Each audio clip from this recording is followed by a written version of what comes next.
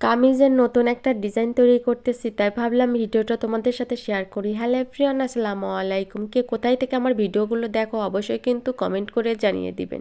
তো যাই হোক, দেখো সুন্দর একটা গলার ডিজাইন তৈরি করে নিয়েছি।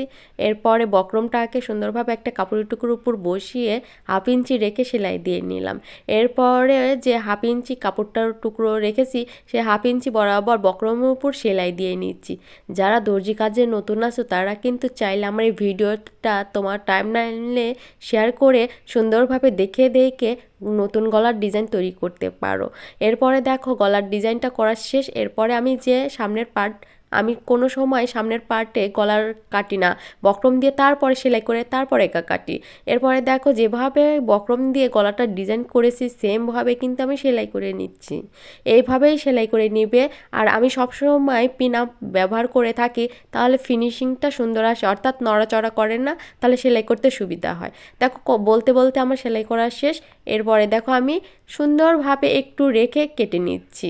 আর এই কাটার সময় সব সময় সাবধানে থাকবেন, যদি একটু 19-20 হয়ে যায় গলা, কামিজের গলাটাই সৌন্দর্যটা আসল, যদি একটু 19-20 হয়ে যায় আপনার ড্রেসটা নষ্ট হয়ে যাবে। এরপরে কানি বরাবর আমি একটা লোহার সাহায্যে উল্টিয়ে নিচ্ছি। উল্টানোর পরে আমি একটা চাপ সেলাই দেওয়ার আগে ভাবলাম গলার সামনে তো ফাঁকা, তাই একটা ডিজাইন করা দরকার। এরপরে দেখো কাপড়ের টুকরো দিয়ে আমি সুন্দর একটা গলার ডিজাইন করে নিচ্ছি। এই কাপড়ের টুকরো কিন্তু আমি সালোয়ার কাপড় ছিল হলুদ কালার, ওই কাপড় দিয়ে বানাচ্ছি, কারণ প্রিন্টের ওপরও এক কালার হলুদ কালারের সৌন্দর্যটা বেশি ফুটে উঠবে। দেখো সালোয়ার কাপড়ের ওপর ডাবল ভাঁজ করে সুন্দরভাবে আমি কতটুকু ফাঁকা আছে সেই হিসাবে মেপে নিলাম। মেপে নেওয়ার পরে দুইটা দুইটা করে লাগিয়ে নেব। তোমরা কিন্তু সেমভাবে তোমাদের কতটুকু ফাঁকা রাখতে চাও সেই অনুযায়ী কিন্তু মেপে নেবে। মাপার পরে দেখো আমি দুইটা দুইটা করে সুন্দরভাবে কাপড়ের টুকরোটা বসিয়ে নিয়েছি।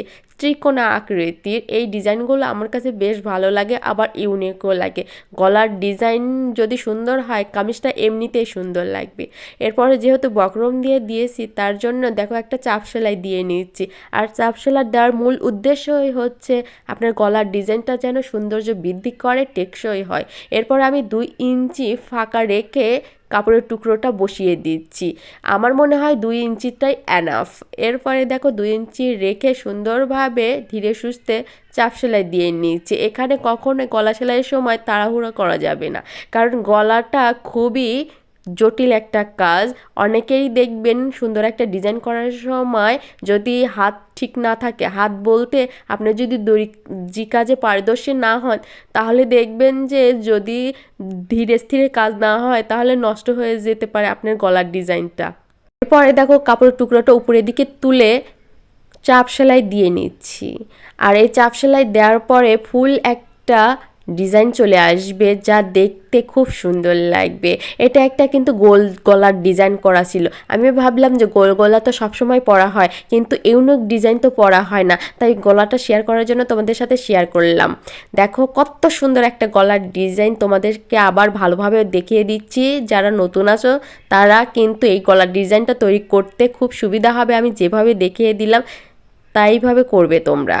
গলার ডিজাইনটা কেমন লাগলো অবশ্যই কিন্তু কমেন্ট করে জানিয়ে দিবেন। আর হ্যাঁ, অবশ্যই কিন্তু বলবেন